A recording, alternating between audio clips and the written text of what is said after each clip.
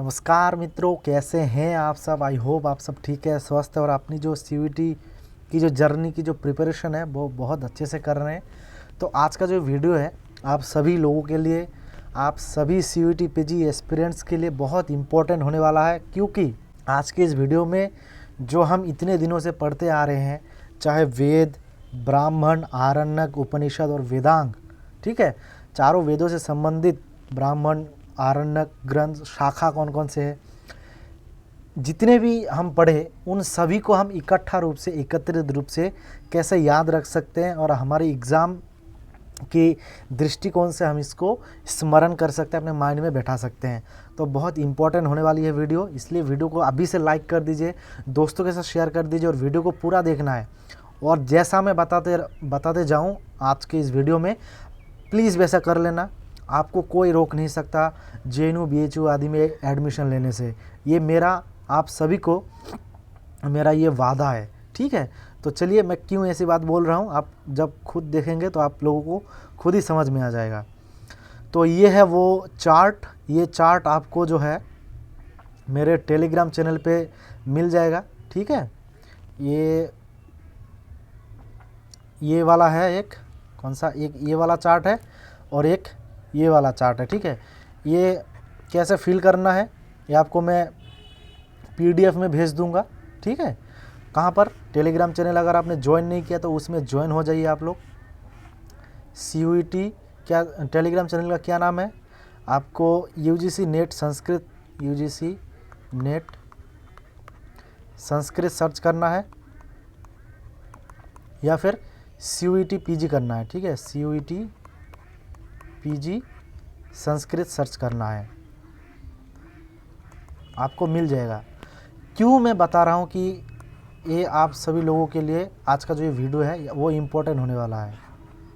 तो देखिए, और आपको क्या करना है, जैसा मैं किया था, कि ये जितने भी है ना आपके एग्ज़ाम के दृष्टिकोण से बहुत इम्पोर्टेंट है, बहुत ज़्यादा इम्पोर्टेंट है, क्योंकि जो प्रश्न बनते हैं वो इन्हीं में से बनते हैं और ये सब हमको याद नहीं रहता है, बहुत कन्फ्यूजन होता है, याद ही नहीं रहता है। तो कैसे याद करना है उसका मैं आपको ट्रिक्स बताता हूँ। तो सबसे पहले आपको ये जो दिख रहा है मेरे सामने, ये जो वेद, शाखा, आरण्यक, ठीक है, इसको निकालना है आपको। कितना निकालना है, 10-10 कॉपी निकाल लेना है। और रोज़ आपको प्रैक्टिस कैसे करना है, बिना देख के नहीं, रोज़ देख ये आप क्या कहते हैं, ये इसको आप निकाल लेना प्रिंट आउट, ठीक है। प्रिंट आउट के बाद आप ऐसे नोट डाउन कर लेना और लगातार 10 दिन आपको ये सब देख के जो है लिखना है। एक प्रिंट आउट लेंगे, उसमें शाखा में भरेंगे, शाकल, वाष्कल, आश्वलायन, शांखन, मांडूकायन, ठीक है। और ठीक वैसे ही ऐसे 10 दिन तक करना है। ठीक वैसे ही सेम आपको शाखा में करना है, ब्राह्मण, आरण्यक, उपनिषद, शिक्षा, ठीक है। उसके बाद भाष्यकार, श्रुत सूत्र, गृह सूत्र, धर्म सूत्र और शूल्ब सूत्र, ऐसे आपको करना है। फिर 10वें दिन के बाद 11वें दिन में आपको ये पता ही नहीं होगा कि मेरे को स्वतः ही स्मरण कैसे आ गया, सब कुछ माइंड में बैठ गया कि कौन सा वेद का कौन सा श्रोत सूत्र है, गृह सूत्र है, धर्म सूत्र है और शूल्ब सूत्र है। तो चलिए एक बार मैं आपको फिर भी मोटा मोटा रूप से बता देता हूँ कि इनको कैसे देखना है। तो देखिए, जो ऋग्वेद है, सबसे पहला ऋग्वेद, इसके शाखा कितने प्राप्त होते हैं, 5 शाखा प्राप्त होता है। शाकल, वाष्कल, आश्वलायन, शांखन, मांडूकायन। ब्राह्मण कौन कौन से हैं, ऐतरेय और कौशितकी, जिसको शांखन ब्राह्मण के नाम से भी जाने जाते हैं। और ये जो क्या कहता है चार्ट है, ये मैंने खुद नहीं बनाया है, जब मैं खुद भी प्रिपरेशन कर रहा था तब मैं एक अभ्युदय नामक ग्रुप संस्था में जुड़ा, जहाँ से मेरे को ये चार्ट की प्राप्ति हुई, ठीक है। तो ये पूरा क्रेडिट अभ्युदय वालों को जाता है, मुझे नहीं। तो वेद, ठीक है। शाखा क्या क्या है, शाकल, वाष्कल, आश्वलायन, शांखन, मांडूकायन। ब्राह्मण है इसके तैतरीय और कौशितकी, जिसको शांखन नाम से भी जाना जाता है। शांखायन भी ऐतरेय और आरण्यक भी ऐतरेय और शांखायन। उपनिषद, ऐतरेय उपनिषद, कौशितकी उपनिषद और वाष्कल उपनिषद। और शिक्षा ग्रंथ, इसके बहुत सारे शिक्षा ग्रंथ प्राप्त होते हैं, जो हम निरुक्त वाले वेदांग वाले वीडियो में जब हम शिक्षा पढ़े थे उसमें बहुत सारे प्राप्त हुए थे। तो जिसमें इम्पोर्टेंट है पाणिनीय शिक्षा, शौनकीय शिक्षा और षोडश श्लोकी शिक्षा। ये षोडश श्लोकी शिक्षा जो मैंने हाईलाइट करके रखा है, इसका मतलब ये है कि ये एग्ज़ाम में पूछा जा चुका है। आपके नेट के एग्ज़ाम में ये बहुत बार पूछा जा चुका है ये प्रश्न, और साथ ही साथ जो CUT है उसमें भी शायद अगर नहीं पूछा तो क्या पता पूछ दे इसी बार, तो इसीलिए आपको ये ध्यान रखना है। उसके बाद अगर हम शुक्ल यजुर्वेद की बात करें तो शुक्ल यजुर्वेद की 2 शाखाएं प्राप्त होती है, ठीक है, माध्यन्दिन और काणव। जिसको माध्यन्दिन है उसको वाजस्नेय भी कहा जाता है। इसका एकमात्र जो क्या कहते हैं ब्राह्मण ग्रंथ प्राप्त होता है वो है शतपथ ब्राह्मण, ठीक है, और आरण्यक है इसका बृहद आरण्यक, जो कि सबसे बड़ा आरण्यक ग्रंथ है। और उपनिषद इसके 2 महत्वपूर्ण उपनिषद है, एक ईशोपनिषद, एक है बृहद आरण्यको उपनिषद। और इसकी शिक्षा जो है वो है याज्ञवल्क्य शिक्षा, बहुत बहुत ज़्यादा इम्पोर्टेंट है। इसके बाद अगर हम बात करें कृष्ण यजुर्वेद की तो वो है तैत्तरीय मैत्रेयनी कठक अपिष्टल, ठीक है, और तैत्तरीय मैत्रेयनी ब्राह्मण है। इसके बाद आरण्यक भी तैत्तरीय मैत्रेयनी, लेकिन इसके जो उपनिषद है बहुत सारे उपनिषद है, तैत्तरीय उपनिषद सबसे इम्पोर्टेंट है। इसके बाद मैत्रेयनी, कठ, महानारायणी, श्वेताश्वतर उपनिषद। और शिक्षा इसके मूल रूप से इसके भी बहुत सारे शिक्षा ग्रंथ प्राप्त होते हैं, लेकिन जो मूल शिक्षा है वो कौन कौन से है, व्यास, वासिष्ठ, भारद्वाज और मांडव्य शिक्षा, ठीक है। इसके बाद जो सामवेद है उसके 3 शाखाएं प्राप्त होती है, जैमिनीय, कौथमीय, रामायणीय। और इसके 8 ब्राह्मण ग्रंथ प्राप्त होते हैं। कितने? 8 ब्राह्मण। जिसके सबसे पहला है पंचविंश, जिसको महाब्राह्मण के नाम से जाना जाता है, प्रौढ़ ब्राह्मण के नाम से जाना जाता है, तांड्य ब्राह्मण के नाम से भी जाना जाता है। इसके बाद है षड्विंश, जिसको अद्भुत ब्राह्मण के नाम से जाना जाता है। फिर आर्ष्य, वंश, संहितोपनिषद, सामविधान, दैवत, जैमिनी या फिर तलबकार। और आरण्यक इसके जैमिनीय या तलबकार आरण्यक है, और एक है छांदोग्य आरण्यक, ठीक। और उपनिषद इसके केनोपनिषद, छांदोग्य उपनिषद प्राप्त होते हैं। और इसकी जो शिक्षा ग्रंथ है गौतमी, लोमशी और नारदीय। नारदीय है वो जो सबसे ज़्यादा इम्पोर्टेंट है, मतलब महत्व रखता है अपने सामवेदों में से, लेकिन 3 मूल रूप से पाए जाते हैं, गौतमी, लोमशी और नारदीय। इसके बाद अगर हम अथर्ववेद की शाखाओं की बात करें तो 9 शाखा इसके प्राप्त होते हैं, शौनकीय, पैपला, तोदमोद, जाजल, जलद, ब्रह्मवर, देवदर्श और चारण वैद्य। जिसमें से पैपला और जो शौनक शाखा है वो बहुत ज़्यादा महत्वपूर्ण है। और ब्राह्मण इसके एक ही ब्राह्मण प्राप्त होता है, गोपथ ब्राह्मण, ठीक है। आरण्यक इसके प्राप्त नहीं होते। और 3 ग्रंथ, 3 उपनिषद इसके प्राप्त होते हैं, प्रश्न, मुंड, मांडुक्य।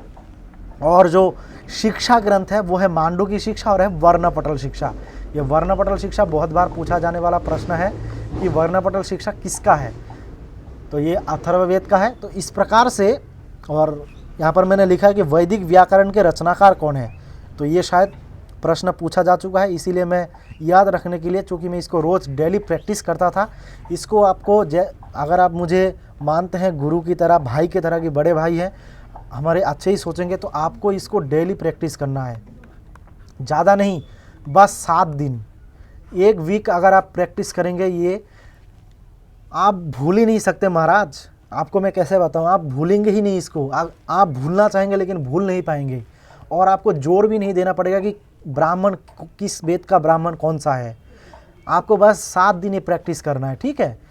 तो दोनों आपको टेलीग्राम चैनल पे मिल जाएगा। इसके बाद सबसे ज़्यादा प्रश्न पूछता है ये, यहाँ से सबसे ज़्यादा प्रश्न पूछता है, भाष्यकार कौन कौन है, ठीक है।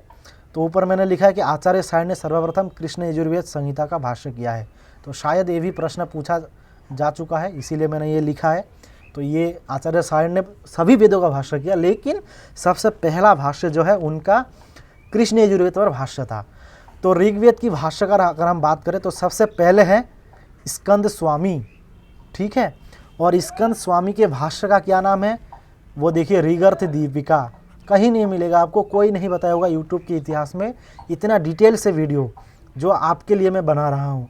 इसलिए इस वीडियो को प्लीज़ सभी दोस्तों के साथ शेयर कर देना, ताकि अधिक से अधिक लोग जुड़ पाए, अधिक से अधिक मेरे जरिए, आप लोगों के जरिए इस वीडियो के माध्यम से लाभान्वित हो और एग्ज़ाम को अच्छे से क्रैक कर पाए, ठीक है। इसके बाद नारायण, उद्गीत, माधव, ठीक है, माधव भट्ट, वेंकट माधव, सायण, धानुष के यज्वा। तो इन सभी भाष्यकारों में से जो धानुष के यज्वा है उसको हम क्या कहते हैं, त्रिवेदी भाष्यकार कहते हैं। अर्थात जो धानुष के यज्वा है उन्होंने 3 वेदों का भाष्य किया है, ठीक है, इसीलिए उनको त्रिवेदी भाष्यकार भी कहा जाता है। तो इनके अगर हम स्रोत सूत्र की बात करें तो आश्वलायन और शांखायन, गृह सूत्र आश्वलायन शांखायन कौशितकी, धर्म सूत्र है वाशिष्ठ और विष्णु, और इनके कोई शूलव सूत्र प्राप्त नहीं होते। तो इनको कैसे आप याद रखेंगे स्रोत सूत्र और आश्वलायन गृह सूत्र को? ये लगभग जो शाखा है ना, शाखा से ही संबंधित होते हैं, तो उनके नाम पर ही होता है। लेकिन ये तो सीधा सीधा आसान आसान प्रश्न हो गए। जैसे आश्वलायन अगर आप बोल देंगे कि आश्वलायन स्रोत सूत्र किन का है, तो आप शाकल वाष्कल आश्वलायन शांखायन मांडूक्य नहीं, तो ऋग्वेद का है, तो इस जो स्रोत सूत्र है ऋग्वेद का ही बोल रहा है। लेकिन जो अलग है, जैसे ये कात्यायन है, पारस्कर है, इधर अग्निवैश्य हो गया, ये सब पूछ दिया जाता है। जैसे इधर वैतान है, बहुत बार पूछा जा चुका है, ये वैतान, कौशिक, ये सब पूछते हैं। उसके बाद अगर हम शुक्ल यजुर्वेद की बात करें तो शुक्ल यजुर्वेद के भाष्यकार कौन कौन से? उबट है, महीधर है, ठीक है। तो उबट है, महीधर है। महीधर के भाष्यकार का क्या नाम है? जो उन्होंने भाष्य किया है उनका नाम है वेददीप। वेरी वेरी इंपॉर्टेंट, ठीक है। महीधर ने शुक्ल यजुर्वेद का जो भाष्य किया है उनका नाम है वेददीप। हलायुध ने क्या लिखा है? हलायुध ने लिखा है ब्राह्मण सर्वस्य, ठीक है। सायन का है वेदार्थ प्रकाश, वेरी वेरी इंपॉर्टेंट। फिर मुरारी मिश्र आते हैं, आनंद बोध आते हैं, अनंताचार्य। इस प्रकार से जो स्रोत्र सूत्र है शुक्ल यजुर्वेद का उनका नाम है कात्यायन। गृह सूत्र शुक्ल यजुर्वेद के गृह सूत्र का नाम है पारस्कर गृह सूत्र। धर्म सूत्र है हरित धर्म सूत्र और शंख धर्म सूत्र, ठीक। और शूल्व सूत्र की अगर बात करें तो हमें कात्यायन शूल्व सूत्र। इसके बाद अगर हम कृष्ण यजुर्वेद की बात करें तो वह कुंडिन है, भवस्वामी है। भवस्वामी के भाष्य का क्या नाम है? आदि भाष्य, ठीक। और भट्ट भास्कर का है ज्ञान यज्ञ भाष्य, वेरी वेरी इंपॉर्टेंट। उसके बाद शूर भी प्राप्त होते हैं। सायन का है वेदार्थ प्रकाश। ये सब आपको डेली बेस पे प्रैक्टिस करना है, तभी आपको ये याद रखेगा, याद हो पाएगा। कैसे करना है? रोज डेली, प्लीज़ आप डेली ये याद देख देख के ही लिखना है। आपको ऐसा नहीं कि मैं बिना देख के लिखने के लिए बोल रहा हूँ, आपको देख देख के ही बस 7 दिन प्रैक्टिस करना है। फिर 8वें दिन आप जो है अगर आप बिना देख के भी कोशिश करेंगे तो आपको दोबारा देखने की ज़रूरत नहीं पड़ेगी कि अच्छा कृष्ण यजुर्वेद का गृह सूत्र कौन सा है ना, शुक्ल यजुर्वेद का गृह सूत्र कौन सा। आप खुद भाई खुद लिख देंगे, और एक बार अगर आपके सबकॉन्शियस माइंड में ये ऐड हो गया फिर तो आप भूलेंगे ही नहीं, और ना ही आप एग्ज़ाम हॉल में गलत करके आएंगे, ठीक है। इसके बाद अगर हम कृष्ण यजुर्वेद की श्रोत्र सूत्र की बात करें, बोधायन, आपस्तम, मानव, सत्यासाठ, बारह, काठक, वैखानस, ये वैखानस भी पूछता है, बाधुल पूछता है, बाधुल, भारद्वाज, ठीक है। और गृह सूत्र की बात करें, बोधायन, आपस्तम, मानव, हिरण्यकेशी, बारह, काठक, वैखानस, उसके बाद भारद्वाज, चारायणीय, और सबसे इम्पोर्टेंट है अग्निवेश्य, ठीक है। ये अग्निवेश्य पूछा जा चुका है आपके PYQ में, इसीलिए यहाँ पर ये हाईलाइट किया हुआ है। इसके बाद अगर हम धर्म सूत्र की बात करें तो कृष्ण यजुर्वेद के 3 धर्म सूत्र प्राप्त होते हैं, बोधायन, आपस्तम और वैखानस, ठीक। वैसे ही शूल्व सूत्र प्राप्त होते हैं, बोधायन, मानव, आपस्तम, बारह, हिरण्यकेशी और मैत्रायणी, ठीक है। इसके बाद अगर हम क्या कहते हैं सामवेद की बात करें तो माधव का है विवरण भाष्य, बहुत इम्पोर्टेंट। गुण विष्णु के छांदोग्य मंत्र भाष्य और भरत स्वामी के भाष्य प्राप्त होते हैं। ये बहुत बार मैं बता रहा हूँ, इस आपको रोज़ प्रैक्टिस करना है, रोज़, बस ज़्यादा नहीं, 7 दिन। फिर आप मुझे अगर आपको बाद में ये हेल्प होता है फिर फिर दोबारा वीडियो में आना और कमेंट करना, थैंक यू भैया, आपकी वजह से ये सब मुझे अनायास ही, बिना परिश्रम के, बिना मेहनत के ही ये जो है याद हो गया है, ठीक है। तो आर्ष्य, मशक, लाट्टायन, ये लाट्टायन भी पूछता है। फिर द्राह्यायन, जैमिनीय, ये सामवेद के स्रोत सूत्र है। फिर गोविल, खादिर, ये गोविल खादिर पूछता है। कौथुम, जैमिनीय और द्राह्यायन। और गौतम धर्म सूत्र ये सामवेद का है, ठीक है। और अथर्ववेद की अगर हम बात करें तो भाष्य की, तो सायन का है वेदार्थ प्रकाश। साधवलेकर को आधुनिक सायन के नाम से भी जाना जाता है, क्या? आधुनिक सायन। और इनके जो भाष्य का नाम है वो है सुबोध भाष्य, ठीक। और इनके सबसे इम्पोर्टेंट स्रोत सूत्र का नाम है वैतान और गृह सूत्र का नाम है कौशिक, बहुत ज़्यादा इम्पोर्टेंट है। मैं सोचा कि जैसे मैंने अपने जो एग्ज़ाम टाइम में था, जिस प्रकार से मैंने प्रिपरेशन किया, ठीक वैसे ही आप सभी लोगों को प्रिपरेशन कराऊं, चाहे CUET का और चाहे UGC नेट का। अगर कोई नेट का भी कैंडिडेट देख रहा है तो उनके लिए भी बहुत इम्पोर्टेंट है ये। आपको बिना मेहनत के ही ये सब याद हो जाएगा, ठीक है। ये सब ये दोनों प्रिंट आउट आप निकाल लेना, 10-10 कॉपी, ठीक है, 10-10 कॉपी निकाल लेना आप। और 7 दिन तक आपको देख देख के करना है। 7 दिन तक, ऐसा नहीं कि बिना देख के, देख देख के कि ऋग्वेद है कि शाकल वाष्कल आश्रलन शंखन मांडुकायन, हाँ, इसके भाष्यकार कौन है, स्कंद स्वामी। स्कंद स्वामी का भाष्य का नाम है ऋगर्थ दीपिका। नारायण उद्गीत, फिर धानुष की अजवा है, त्रिवेदी भाष्यकार।